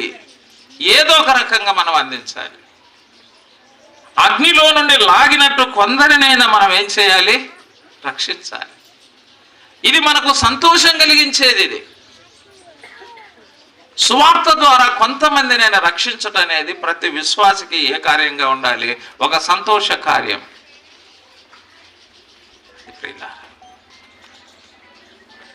సువార్త ద్వారా మనం ప్రభు కోసం ఎంతమందిని సంపాదిస్తామో దాన్ని బట్టే ప్రభు ఆ రోజు మనకేమిస్తాడు? బహుమానం ఇస్తాడు. బహుమానం ఇక్కడ భూమి మీద క్రీస్తు కొరకు మనం సంపాదించే ఆత్మలను బట్టి క్రీస్తు న్యాయపీఠం ఎదుట మనకేమున్నది? బహుమానం ఉంది. మనం ఏమి సంపాదించకుండా ఎంటి చేతులతో అడిగిపోతే, ప్రభువా నేను డిగ్రీ సంపాదించిన, పీజీ సంపాదించిన, ఉద్యోగం సంపాదించిన, జీతము సంపాదించిన, ఇల్లు సంపాదించిన, పొలము సంపాదించిన, బంగారము సంపాదించిన అంటే దాని ద్వారా మనకేమి లేదు. దాని ద్వారా మనకేమి లేదు. అంటే సంపాదించుకోవద్దని నేను చెప్పడం లేదు. మీ పిల్లల కోసం మీకోసం సంపాదించుకోండి. ఈ లోకంలో అవసరమే మనకు. బికారులుగా ఉండాలన్నది కాదు. క్రీస్తు కొరకు మనం సంపాదించాలి. మన సంపాదన కూడా క్రీస్తు కొరకు సంపాదించడానికి మనం ఉపయోగించాలి. మనం ఏం సంపాదించడం, ఇవన్నీ దాని కొరకు ఉపయోగపడేవిగా ఉండాలి. అది చెప్తా. నా కూతురు డాక్టర్గా చేస్తూ ఉంది. నేను అదే చెప్తాను, అమ్మా నువ్వు డాక్టర్గా చేస్తూ ఉన్నా నీ సర్వీసులో ప్రభువు గురించి నువ్వు చెప్పేదానిగా ఉండాలి. ప్రభు కొరకు సంపాదించేదానిగా ఉండాలి. నీకు ఈ స్థితిని ఇచ్చింది ఎవరు? ప్రభు ఇచ్చాడు. దాన్ని ఉపయోగించుకోవాలి. అది బేస్ చేసుకోవాలి మనం. ఇప్పుడు అన్నకు దేవుడు ఉద్యోగం ఇచ్చాడు. దాన్ని ఏం చేసుకున్నాడు ఆయన? అది ఒక బేస్ అయింది అంతే. బేస్ అంటే ఒక బేస్ మట్టం. బేస్ మట్టం మీద ఏమో కట్టాం? ఇల్లు కడతాం. ఈజీ అవుతుంది బేస్ మట్టం అంటే. దేవుడు మనకి ఇచ్చిన అవకాశాలను బేస్ చేసుకొని దాన్ని మనం ఏం చేయాలి? ఉపయోగించాలి అంతే. ఎందుకంటే ఆయన అయ్యవారు కాబట్టి చెప్తే వింటారు. అదే ఆయనకు అవకాశం, అది ఒక బేస్. చాలా సంతోషం నాకు కూడా. అలాగా మనకు ఏ అవకాశం ఇస్తాడో ఆ అవకాశాన్ని మనం కూడా ఏం చేయాలి? అందరు అయ్యవార్లే గారు, అందరు అమ్మాయి గారే గారు. మళ్ళీ మేము అయ్యగారం ఏంటే, మేము అమ్మాయి గారం ఏంటే అని ఇట్టు మాట్లాడు కాకండి. ఆ రాగాల పక్కన పెట్టండి. అందరు అయ్యగారు కాదు, అందరు అమ్మాయి గారు.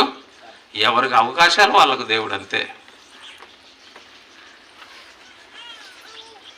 వాళ్ళలాగా ఉంటే మనం చేస్తామంటే అది చేయలేం.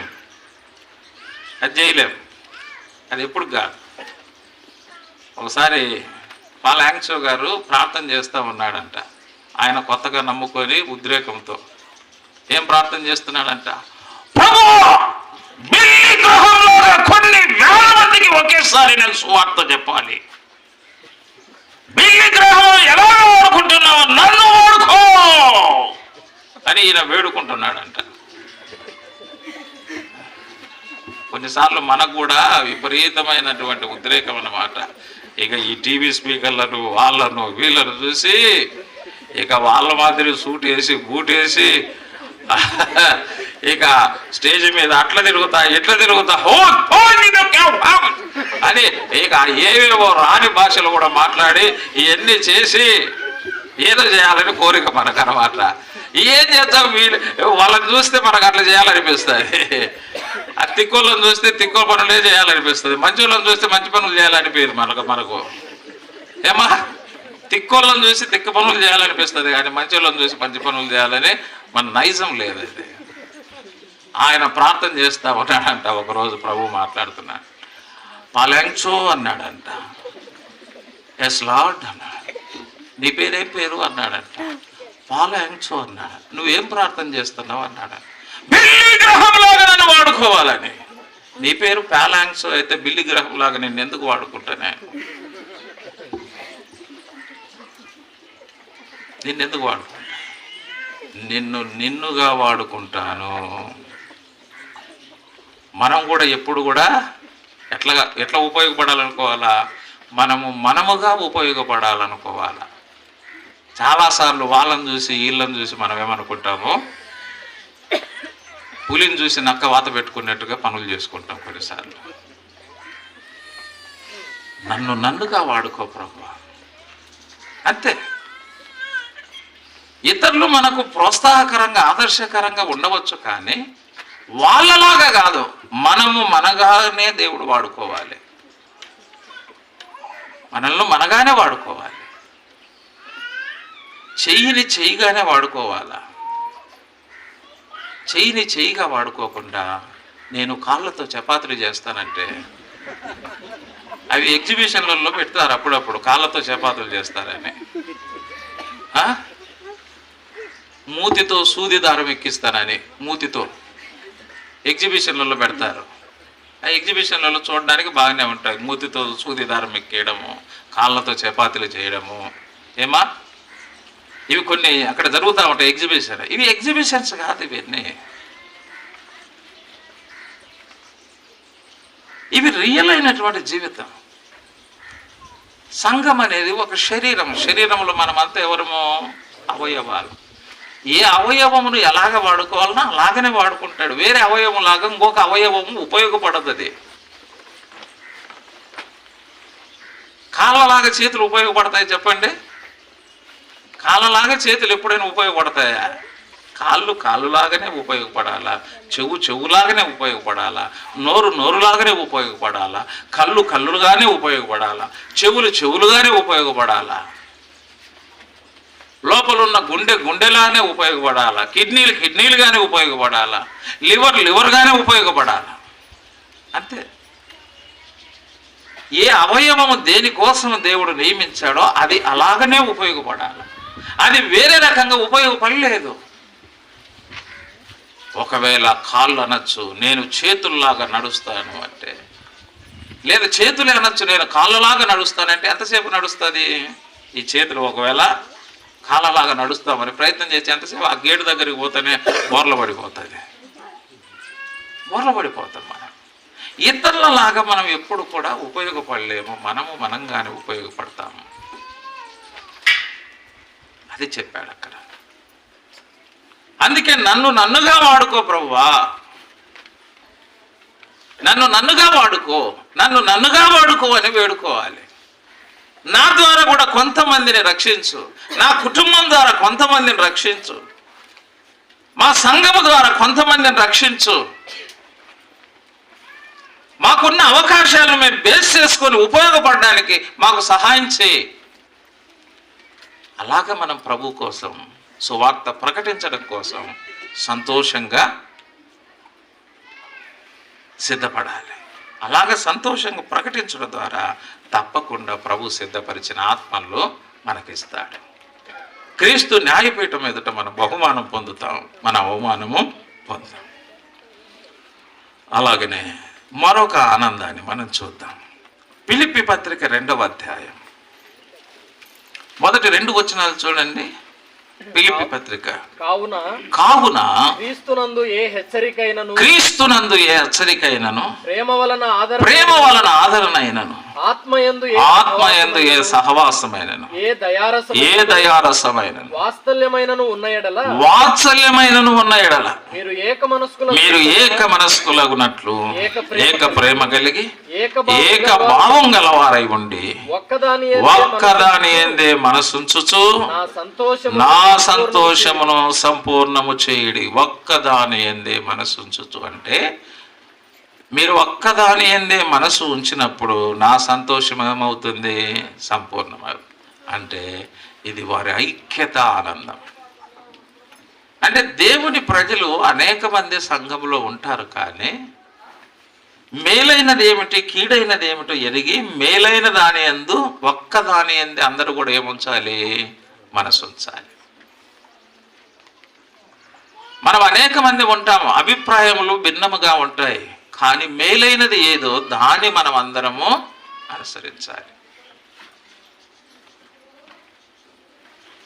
కాబట్టి ప్రియమైన దేవుని బిడ్డలారా, మీరందరూ ఒక్కదాని యందు మనసు ఉంచితే నా సంతోషం సంపూర్ణమవుతుంది. అంటే మీ ఐక్యతనే నాకు ఆనందం కలిగిస్తుంది.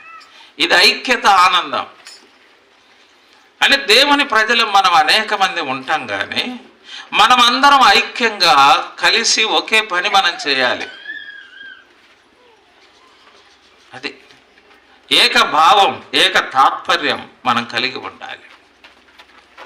ఒక్కొక్కరు మనం ఒక్కొక్క భావాన్ని మనం కలిగి ఉన్నప్పుడు ఏమవుతుంది? ఆ పని భంగం అవుతుంది.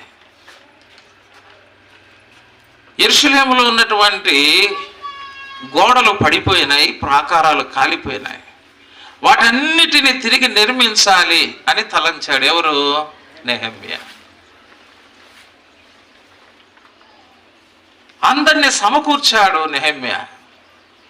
సమకూర్చినప్పుడు అందరూ ఏమన్నారంటే, ఈ పని చేయుట మంచిది అన్నారు. ఇది మంచి కార్యం, మనం అందరం కూడా దీన్ని పూనుకుందాం అన్నారు. అంటే ప్రతిపాదించిందేమో ఒక్కరే, దాన్ని అంగీకరించింది అందరు. అంతే. ఇది మంచిదే కాదా? యెరూషలేము ప్రాకారములు పడిపోయినాయంటే, గుమ్మాలు కాలిపోయినాయంటే అది దేవుని ప్రజలకు నింద కదా, అది అవమానం కదా. దాన్ని మనం తిరిగి నిర్మించి ఈ నిందను తొలగించాలి, ఈ అవమానాన్ని తొలగించాలి. ఇది యెరూషలేము మహారాజు పట్టణం, ఈ పట్టణాన్ని చక్కగా నిర్మించి దేవుని మనం మహిమపరచాలి. అప్పుడు అందరూ కూడా ఏమైనారు? ఏకీభవించారు. అందరూ ఒకరిని ఆనుకొని ఒకరు ఏం చేశారంటే పని చేశారు వాళ్ళు. అది. కాబట్టి ప్రియమైన దేవుని బిడ్డలారా, దేవుడు కొన్నిసార్లు కొంతమంది హృదయాలలో భారం ఇచ్చి, వారికి నాయకత్వం ఇచ్చి మన మధ్య ఉంచి ఉంటాడు. అప్పుడు వారు చెబుతున్నటువంటి ఆ మాటలు మనము ఏకీభవించినప్పుడు ఆ పని చక్కగా జరుగుతుంది. ఆ పని జరుగుతుంది. అలాగాక దానికి మనం భిన్నంగా చేసినప్పుడు ఏమవుతుందంటే ఆ పని భంగం అయిపోతుంది. ఆ పని భంగం అవుతుంది. కాబట్టి దేవుని ప్రజలమైన మనము అందరం ఒక్క భావంతో, ఒక్క మనసుతో, ఐక్యత కలిగి, ఎంతమంది ఉన్నామన్నది కాదు ముఖ్యమైనది, ఐక్యంగా ఉన్నామన్నదే ముఖ్యమైనది. 4 ఆవులు కలిసి గడ్డి మేస్తా ఉన్నాయంట. 4 ఆవులు కలిసి గడ్డి మేస్తా ఉంటే ఈ బలిసినటువంటి, బాగా బలిసినాయంట గడ్డి మేసి. ఈ బలిసిన ఆవులను చూస్తే పులులకు, సింహాలకు పండగ. ఒకరోజు ఈ బలిసిన ఆవులను చూసి ఒక పెద్ద పులి వచ్చిందంట. అంటే మీదకి వచ్చేసింది. బలిసిన ఆవులను చూసి పెద్ద పులి మీదకి వచ్చేసింది. ఈ బాగా గడ్డి తిని బలిసి ఉన్నాయి, బలిసిన ఆవుల మీదకి వచ్చింది. ఇది వస్తానే 4 ఆవులు కుమ్మిడిచినాయి. ఒరే దీనిని తిన్నామనుకుంటే ఈ నన్ను చంపేటట్టుండాయి, ఊపిరి ఉంటే ఉప్పు అమ్ముకోవచ్చు, బతికుంటే బఠానాలు అమ్ముకోవచ్చు, ఏదో ఒక రోజు దీన్ని అంతా చూడొచ్చు అని చెప్పి పారిపోయింది.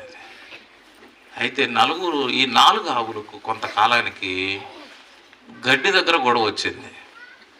దేని దగ్గర గొడవ? గడ్డి దగ్గర గొడవ. మనకు కూడా దేనికి వచ్చాయి గొడవల సంఘాల్లో? దేనికి? గడ్డి దగ్గరే మనకు గొడవలు వచ్చేది. ఇంతే కదమ్మా. నేను వాక్యం చెప్పాలనేది ఒక గొడవ, నేను నడిపించాలనేది ఒక గొడవ, నా మాట వినాలనేది ఒక గొడవ, సంచి నా దగ్గర ఉండాలనేది ఒక గొడవ.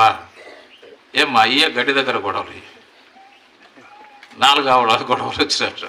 మనకు వచ్చే గొడవలు ఇదే కదా. వాక్యం కాడన్నా గొడవ వచ్చేది, నడిపించే కాడన్నా గొడవ వచ్చేది, సంచి కాడన్నా గొడవ వచ్చేది. ఏమ్మా ఈయన లేదా నా మాట వినలేదన్నా గొడవ వచ్చేది. ఈయన గొడవలు వచ్చేది అంతేనా? వేరేటి ఏమన్నా ఉన్నాయా? ఏముండవు. ఏ గొడవలు వచ్చేది. ఆ నలుగురు దాళ్ళకు, ఆ 4 ఆవులకు గడ్డి దగ్గర గొడవలు వచ్చాయి, మనకు కూడా ఈ 4 విషయాల్లో గొడవలు వచ్చాయి. కాబట్టి గొడవలు వచ్చి 4 పక్కలు పోయినాయి, బలిసినేటి 4 పక్కలు పోయి మేస్తున్నాయి. పులికి అర్థమైంది 4 పక్కలు ఉంటాయని. ఒక్కొక్క వారానికి ఒక్కొక్క దాన్ని టార్గెట్ చేసుకుంది. పోవడము ఒకదానికి తెలియకుండా ఒకటి తినేసింది. ఇప్పుడేమైంది? 4 ఆవులు కలిసి ఉన్నప్పుడు వాటికి ఏముంది? ఐకమత్యమే మహాబలం. చూసారా? ఇప్పుడేమైంది? అనైక్యత వారి వినాశనమైంది. ఈనాడు సంఘాలు కూడా ఐక్యంగా ఉన్నప్పుడు ఏమవుతుందంటే సాతానును ఎదిరిస్తున్నాం, దుర్బోధలను ఎదిరిస్తున్నాం, శరీరాన్ని ఎదిరిస్తున్నాం, లోకాన్ని ఎదిరిస్తున్నాం. అందరం ఒకటిగా ఉంటే. లేకపోతే ఏమైపోతున్నాము? ఈ శరీరం చేత, లోకము చేత, దుర్బోధల చేత, సాతాను చేత ఏమైపోతున్నాం? పట్టబడి సంఘాలన్నీ పాడైపోతున్నాయి. అందుకే దేవుని బిడ్డలమైన మనము ఐక్యతలో ఆనందించాలి. మనం ఐక్యంగా ఉన్నామంటే సంఘము బలంగా ఉంది. మనం అనైక్యంగా ఉన్నామంటే సంఘం బలహీనంగా మారిపోతుంది. దానికి మనమే కారణం. మనమే కారణం అవుతాం. అందుకే దేవుని ప్రజలమైన మనం ఐక్యతతో ఉందాం, ఐక్యతలో ఆనందించుదాం. అనైక్యతలో ఎప్పుడు ఆనందించకూడదు. ఒకరిని గురించి ఒకరు చెడుగా మాట్లాడుటలో ఆనందించకూడదు. ఒకరికి విరోధంగా ఒకరు మాట్లాడుటలో ఆనందించకూడదు. ఒకరి మీద ఒకరు సనుగుటలో మనం ఆనందించకూడదు. ఒకరి మీద ఒకరు ఫిర్యాదులు చేయుటలో మనం ఆనందించకూడదు. ఒకరితో ఒకరు కలిసి ఉండటంలో మనం ఆనందించాలి. అదే సంఘానికి ఏమవుతుంది? బలం అవుతుంది. ఆ తర్వాత చెప్పాడు, ఇదే ఫిలిప్పీ పత్రికలోను చూడండి, 4వ అధ్యాయం, ఫిలిప్పీ పత్రిక 3వ అధ్యాయం 17వ వచనం.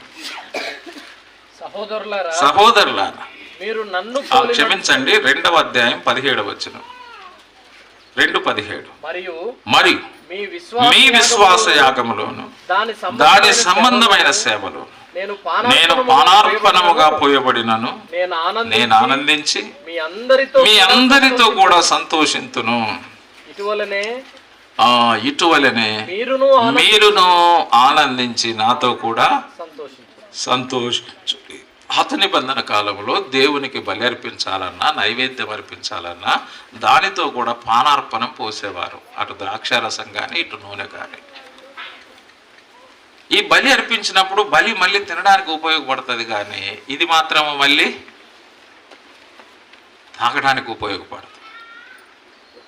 అంటే ఇది సమర్పణ అన్నమాట. అంటే పౌలు జీవితం కూడా ఎలాగుందంటే ఒక పానార్పణ లాగా. పోయబడినది మళ్ళీ తిరిగి రాదు. అంటే పౌలు తన సమర్పణ జీవితాన్ని గురించి చెబుతా ఉన్నాడు.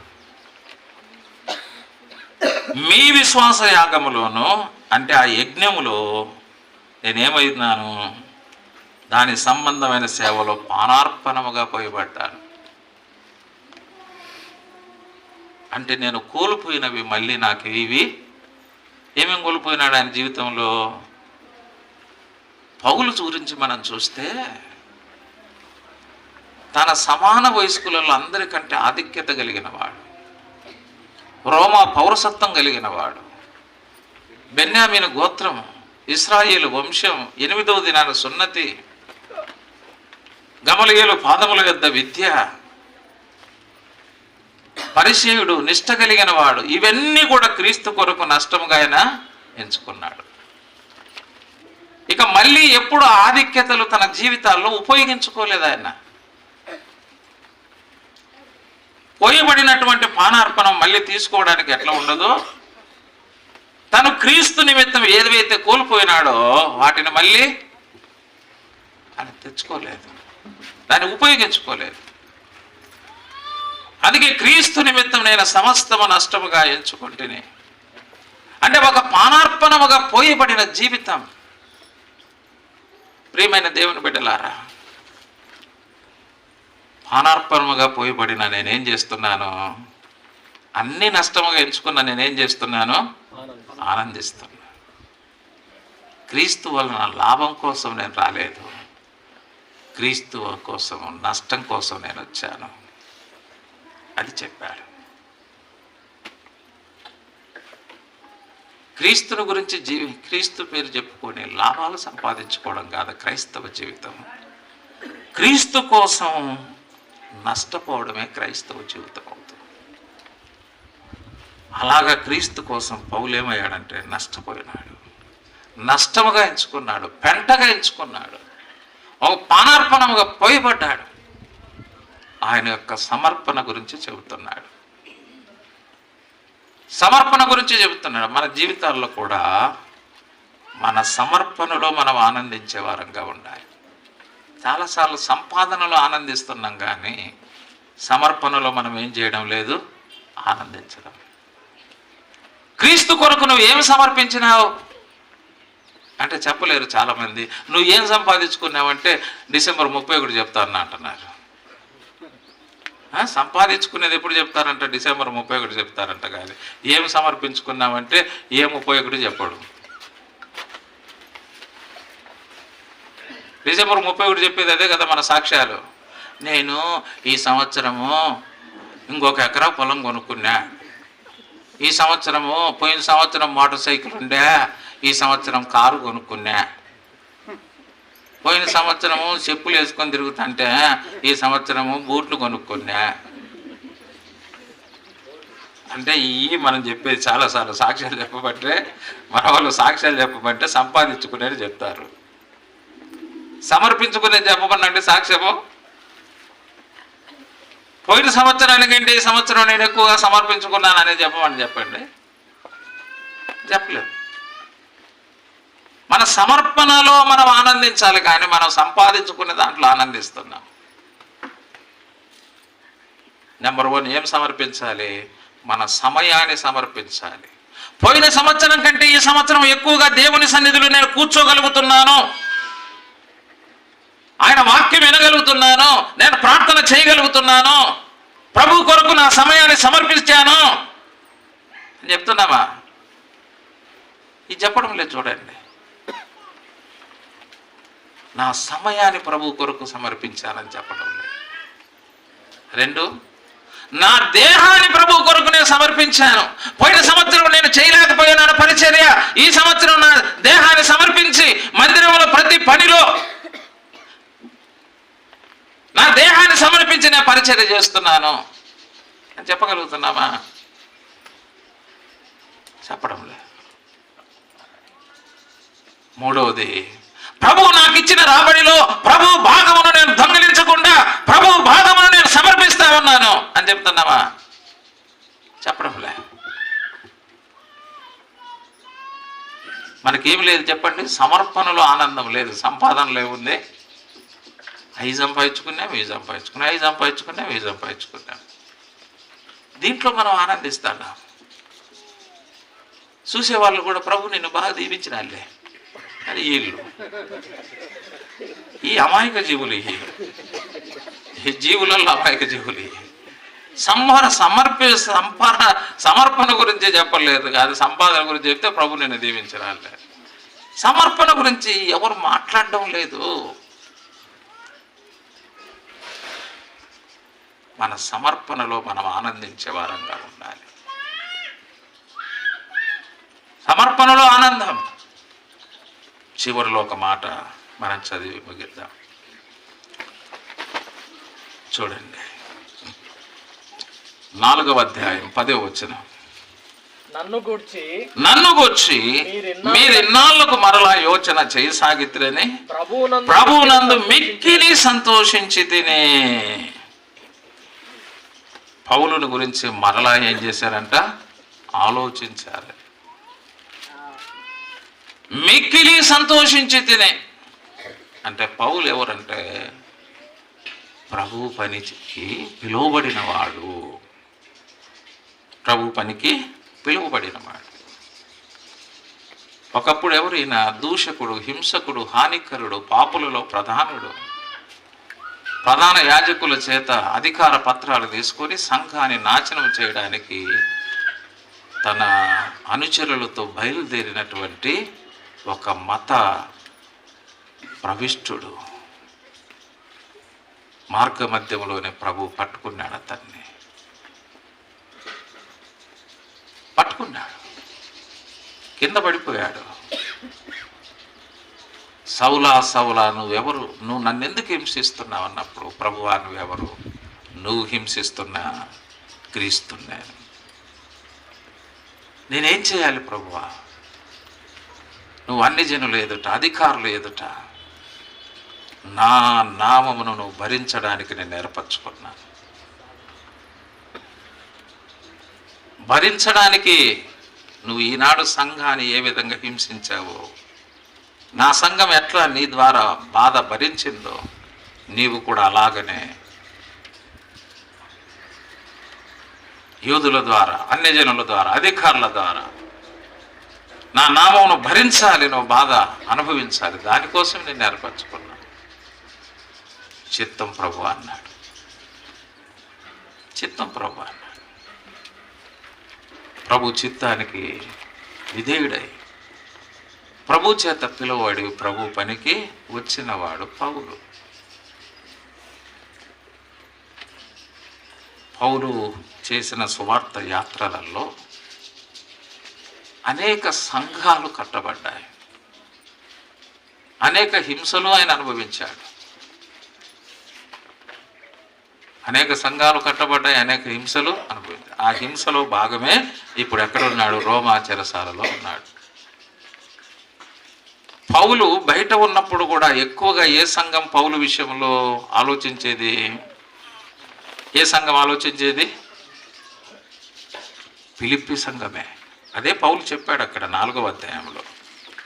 4వ అధ్యాయం 15వ వచనం ఏమన్నాడు? ఫిలిప్పీలారా, నేను సువార్తను బోధింపనారంభించి మాసిదోనియాలో నుండి వచ్చినప్పుడు ఇచ్చు విషయంలో పుచ్చుకొని విషయంలో మీరు తప్ప ఏ సంఘపు వారు నాతో పాలివారు? అదే, మీరు తప్ప ఏ సంఘపు వారు నాతో పాలివారు కాలేదు. అది చెప్పాడు ఆయన. అంటే సువార్తను గురించి ఎక్కువగా ఆలోచించేవారు, సువార్తికుల గురించి ఆలోచించేవారు ఏ సంఘమో? సువార్త గురించి ఆలోచించేవారు, సువార్తికుల గురించి ఆలోచించేవారు ఫిలిప్పి సంఘస్థులు. 2, సంఘము సువార్తను గురించి ఆలోచించాలి, సువార్తికుల గురించి కూడా ఆలోచించాలి. ఈ 2 ఆలోచనలు కలిగిందే ఫిలిప్పి సంఘం. ఇప్పుడు ఆయన రోమా చెరసాలలో ఉండగా కూడా వాళ్ళు ఏం చేశారు? బయట ఉన్నప్పుడు ఎలాగ ఆలోచించారో చెరసాలలో ఉన్నప్పుడు కూడా అలాగే ఆలోచించారు. అందుకే మీరు మరలా ఆలోచించితేనని, మరలా ఇన్నాళ్లకు మీరు యోచన చేసి తినని, మిక్కిలి సంతోషించి తిని అని చెప్పాడు. వారు ఎపఫ్రోదీతు ద్వారా పౌలు యొక్క క్షేమ సమాచారం తెలుసుకోవడానికి, పౌలు యొక్క అవసరతలు తీర్చడానికి ఎపఫ్రోదీతు ద్వారా వారు పంపించినట్టుగా మనం చూస్తాం. వాటిని పుచ్చుకున్నాడు పౌలు. మనకు 16, 17, 18 వచనాలు మనం చూస్తే వాటిని పుచ్చుకున్నాడు. పుచ్చుకొని ఏమని రాస్తాడంటే 18వ వచనంలో, నాకు సమస్తము సమృద్ధి కలిగి ఉన్నది, మీరు పంపిన వస్తువులు ఎపఫ్రోదీతు వలన పుచ్చుకొని ఏమీయూ తక్కువ లేక ఉన్నాను. ఏమీయూ తక్కువ లేక ఉన్నాను. చూడండి, అంటే సువార్తికుడు అనేవాడు తక్కువగా ఉండాలనే మెంటాలిటీ కలిగిన సంఘం కాదు ఫిలిప్పి సంఘం. తక్కువ లేకుండా ఉండాలి, తక్కువ లేకుండా ఉండాలి. చూడండి ఎంత మెంటాలిటీ అంటే చాలా బ్రాడ్ మైండ్ అంటారు దీన్ని. కొన్నిసార్లు మైండ్ సెట్ ఎట్టుంటుందంటే నేరో, తక్కువగా ఉండాలి. మీ పిల్లలకు ఇంగ్లీష్ మీడియం పడి ఎందుకప్ప అంటారు కొంతమంది కదా, కొద్దిసార్లు అంటారు. మీ పిల్లలకు ఇంజనీరింగ్ చదువులు ఎందుకప్ప, మెడికల్ చదువులు ఎందుకప్ప, ఏదో ఒకటి చదువుకొని మందిరంలో కసు కొట్టుకొని ఉండొచ్చు కదా. అంటే ఎట్లా వాళ్ళు నేరో మైండ్తో కొన్నిసార్లు ఉంటారు వాళ్ళు. అంటే వాళ్ళు తక్కువగా ఉండాలి. కానీ ఫిలిప్పీ సంఘము ఎంత బ్రాడ్ మైండ్ కలిగిన సంఘమో చూడాలి.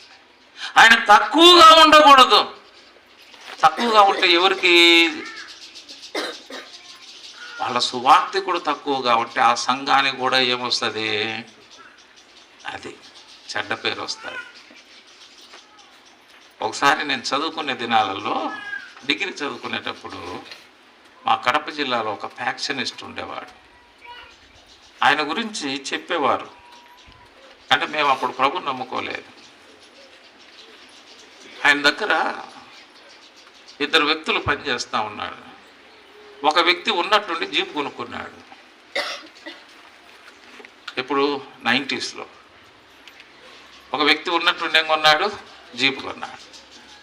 అప్పుడు ఇంకొకటి చెప్పినాడంట, అయ్యా వాడు జీప్ కొనుక్కున్నాడయ్యా అన్నాడంట. వాడు కొనుక్కుంటే నీకేమిరా అన్నాడంట. అది కాదయ్యా, నీ పేరు చెప్పుకొని ఎవరెవరి దగ్గర నుంచి ఏదేదో తెచ్చుకొని వాడు కొనుక్కున్నాడయ్యా అని చెప్తున్నాడంట. అంటే అతను జీప్ కొన్నాడని ఇతను తట్టుకోలేకపోతాడంట. అప్పుడు ఆయన అన్నాడంట, ఒరే వాడు ఎవరి కాడరా పని చేసేదంట. నీ కాడేనయ్యా అన్న. ఒకవేళ వాడు జీప్ కొనుక్కున్నాడంటే ఎవరు కొనిచ్చినారని చెప్తారా అన్న.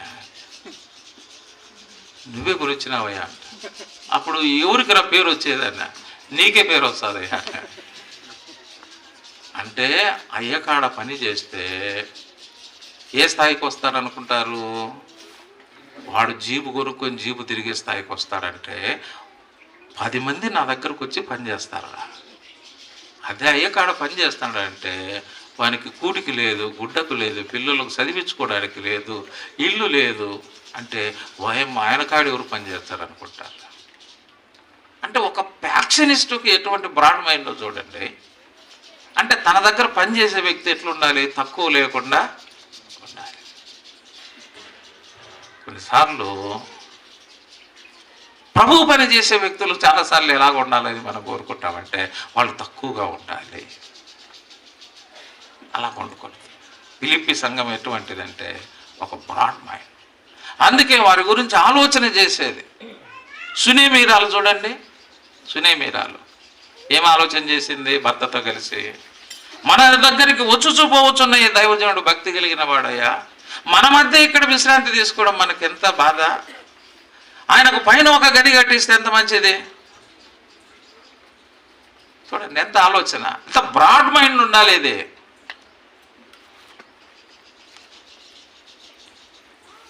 ఇది బ్రాడ్ మైండ్ ఉంటేనే మనం ఏదైనా, నేరో మైండ్ ఉంటే మనం ఏం చేయలేం.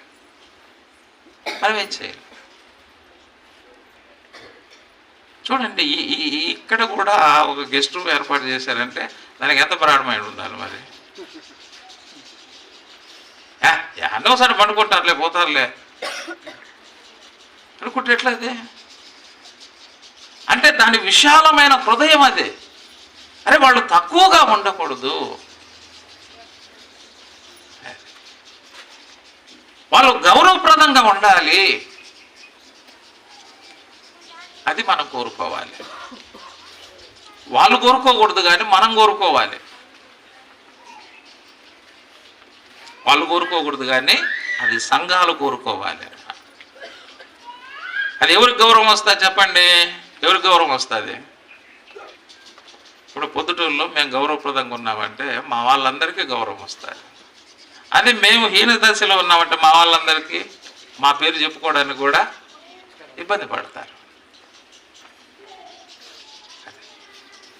ఆయన మా దైవ సేవకుడు అని చెప్పుకోవడానికి గర్వపడాలి. అట్లా ఉండాలి. కాబట్టి ప్రియమైన సహోదరి సహోదరుల, ఇక్కడ పౌలు అంటాడు, మీరు ఇన్నాళ్లకు మరలా యోచన చేయసాగితులని ప్రభువునందు మిక్కిలి సంతోషిస్తున్నారు. కాబట్టి ప్రభు సేవకుల యొక్క అవసరతలు తీర్చుటలో కూడా మనం సంతోషించాలి.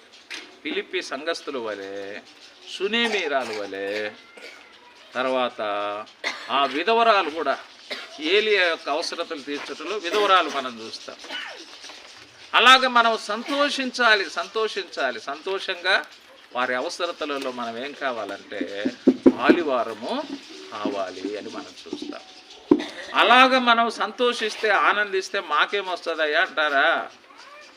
మాకేమొస్తుంది? అదే కదా ఇప్పుడు సమస్య అంతా. ఒక వచనాన్ని మనం చదువుదాం. ఇలాగా ప్రభువునందు ప్రార్థనలో ఆనందించి, సువార్తలో ఆనందించి, ఐక్యతలో ఆనందించి, సమర్పణలో ఆనందించి, ప్రభు సేవకుల అవసరతలు తీర్చుటలో మేము ఆనందిస్తే మాకేంటి చెప్పండి? ముందు ఇది కూడా వదిలే, మాకేంటి చెప్పండి? అదే చెప్తాను ఇప్పుడు. ఇదే ఫిలిప్పీ పత్రిక 3వ అధ్యాయం 1వ వచనం చదవండి. ఇలాగ మనం ఆనందిస్తూ ఆ కార్యాలు చేసినప్పుడు ఏం జరుగుతుంది అన్నాడు?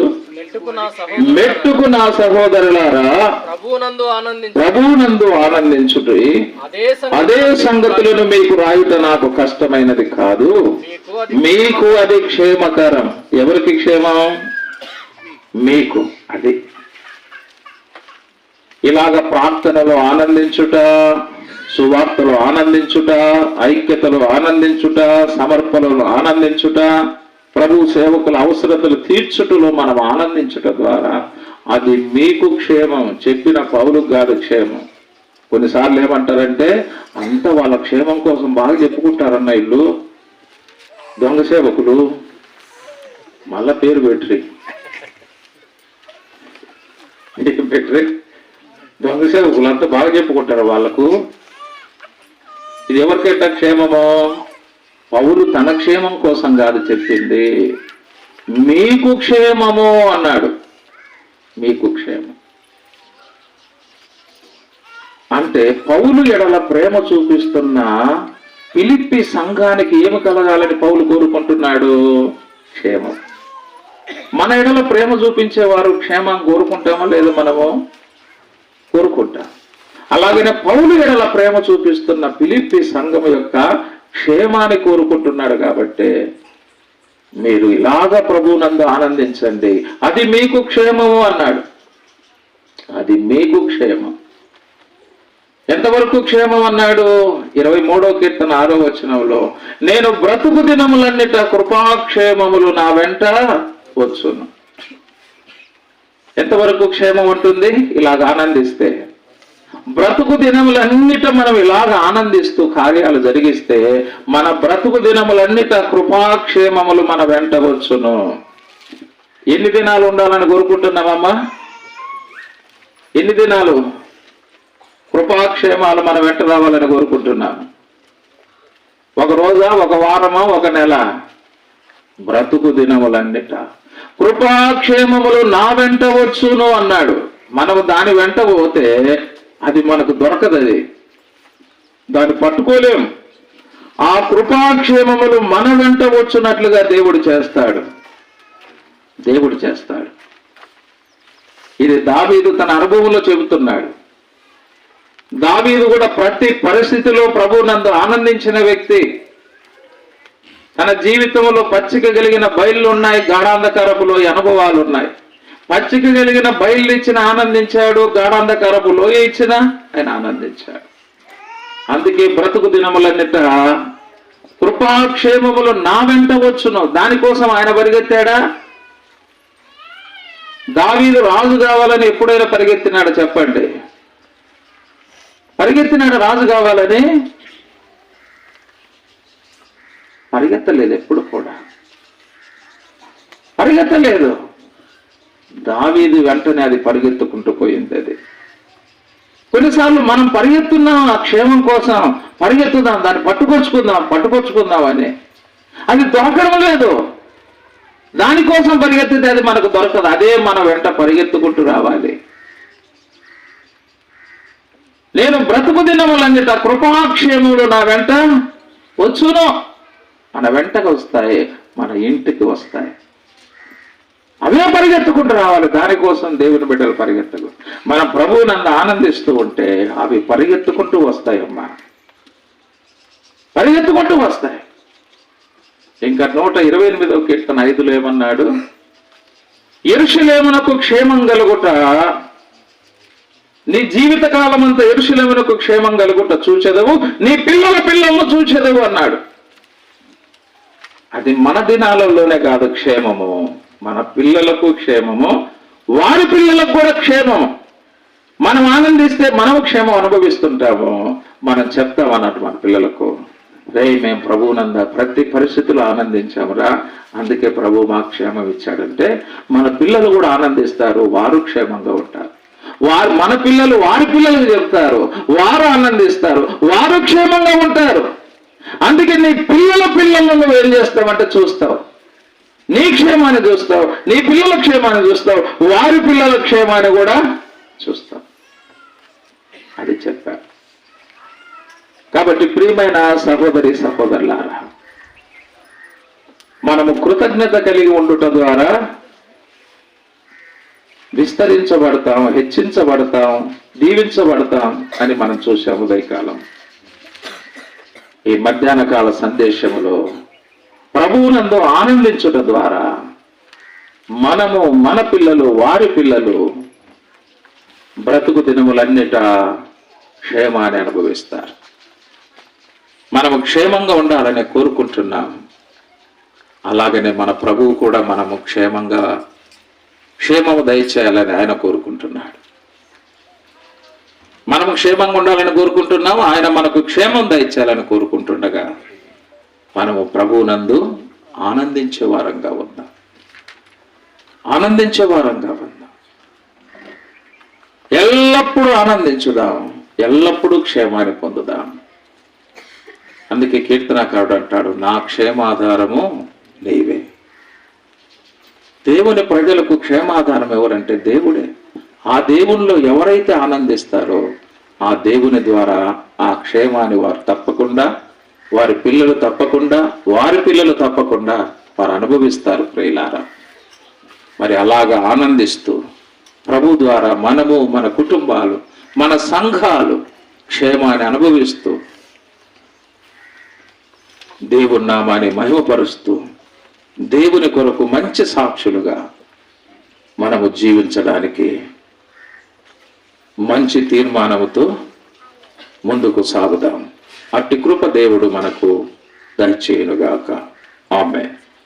ప్రేమగల తండ్రి, అందించిన ఈ సత్యాన్ని నీ ప్రజలు అర్థం చేసుకోవడానికి, అనుభవించుకోవడానికి, మీలో ఎల్లప్పుడూ ఆనందిస్తూ, మీ ద్వారా క్షేమాన్ని పొందుతూ, మిమ్మల్ని మహిమపరుస్తూ, మీ కొరకు మంచి సాక్షులుగా సాగిపోనట్లుగా ప్రతి కుటుంబాన్ని ఆశీర్వాదించమని ప్రభు అయిన యేసుక్రీస్తు పేరట స్తోత్రములు చెల్లిస్తూ వేడుకుంటున్నాము తండ్రి. ఆమేన్. అందరికీ ప్రేమ వందనాలు.